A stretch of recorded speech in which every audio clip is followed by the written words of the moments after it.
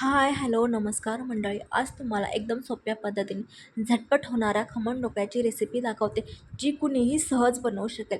Video दाखवल्याप्रमाणे एक मिक्सरचं भांडं घ्यायचं आहे. त्यात मी जी वाटी दाखवली त्या वाटीने अगदी फुल भरून घेतलेली बेसन पीठ घेतले. त्यानंतर त्यात दाखवलेल्या चम्मचने 1.5 चम्मच मी साखर टाकले.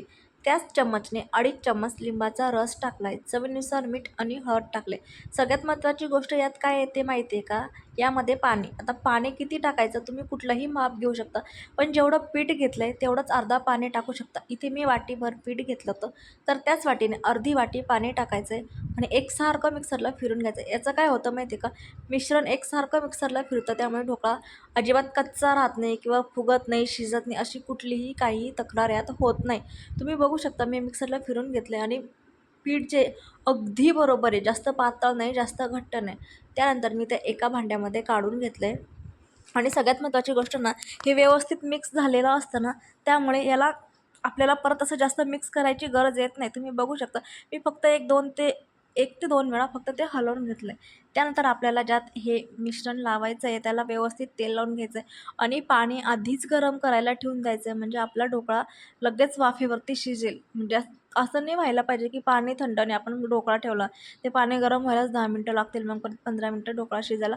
असं बिलकुल नाही व्हायला पाहिजे, नाही तर तुमचा ढोकळा हा शिजणारच नाही, कच्चाच राहील. त्यानंतर त्यामध्ये मी तेल लावून घेतलं, एका साईडला ठेवले आणि आता यामध्ये टाकणार आहे मी इनो.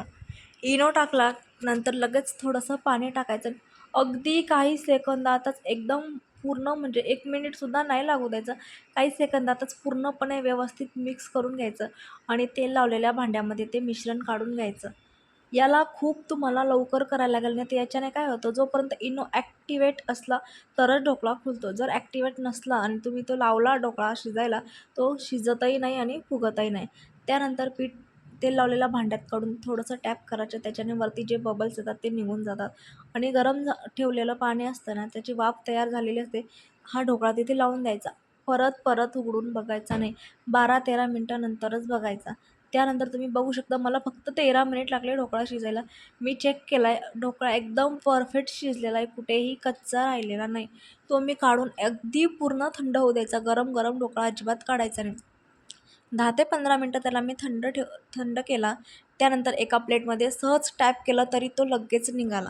तुम्ही बघू शकता ढोकळा एकदम असा जाळीदार झालेला आणि पूर्ण टोटल मला फक्त 15 मिनिट लागले. त्यानंतर इकडे फोडणी तयार करायची आपल्याला. आता गरम कट करायचा आणि गरम कट केल्याने त्याचा चुरा होईल किंवा जसं तुम्हाला पाहिजे तसा आकाराने तो कट करता येणार नाही. त्यामुळे ढोकळा पूर्णपणे थंड झाला तरच कट करायचा. तुम्ही बघू शकता मी ते ढोकळा कट केला आणि त्याला जाळी एवढी मस्त आलेली ना. तर एक वेळा माझ्या ह्या पद्धतीने तुम्ही ढोकळा नक्की ट्राय करा. तुमचा ढोकळा अजिबात बिघडणार नाही, एकदम परफेक्ट येईल. जाळीसुद्धा जशी पाहिजे तशी.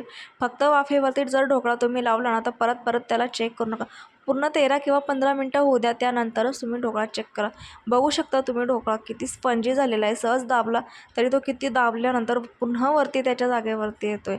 त्यानंतर इथे आपल्याला फोडणी तयार करायची. त्यामध्ये मी थोडंसं तेल घातलं आहे. त्यानंतर जिरं नाही टाकायचं, चुकून जिरं शब्द आला माझ्या तोंडात.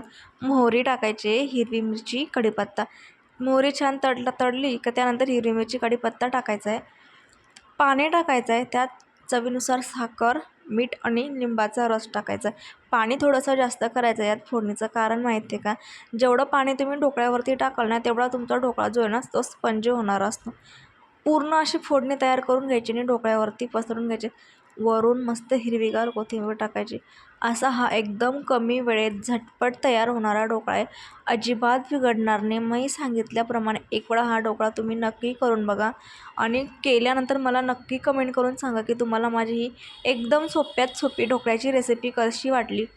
कारण की खूप जणांच्या तक्रारी असतात, आमचा ढोकळा शिजतच नाही, तो फुगतच नाही किंवा मग तो जसा पाहिजे तसा होतच नाही, त्याला जाळीच पडत नाही. असं का होत आहे? तर तुम्ही बघू शकता मी तुमच्या समोर करून दाखवलेली ही रेसिपी आहे. तर एक वेळा ह्या पद्धतीने तुम्ही तुमचा ढोकळा करून बघा. अजिबात तुमचा ढोकळा बिघडणार नाही, अगदी परफेक्ट होईल. तर तुम्हाला हा व्हिडिओ कसा वाटला ढोकळ्याचा मला कमेंट करून नक्की सांगा. व्हिडिओ आवडला असेल तर व्हिडिओला लाईक, शेअर, सबस्क्राईब आणि मस्तच गोड गोड कमेंट करायला विसरू नका. धन्यवाद. भेटूया पुढच्या व्हिडिओमध्ये. सजाऊंगा लुट कर भी तेरे बदन की डाली को